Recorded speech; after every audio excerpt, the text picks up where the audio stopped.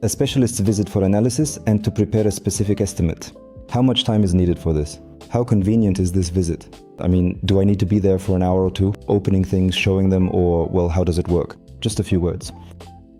We have two different types of visits.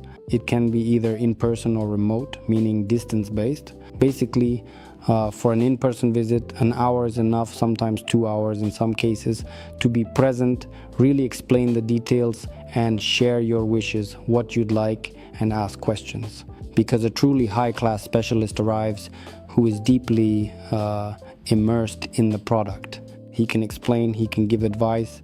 You can ask him where it's best to place it, if it can go in the living room, if there's noise, what do you think? And also mention any specific nuances you have. Maybe that I have this many panels, I have this many certain things or some potential desires. I want to, maybe connect an electric car at some point in the future. So perhaps we should start thinking about it now and actually do something about it.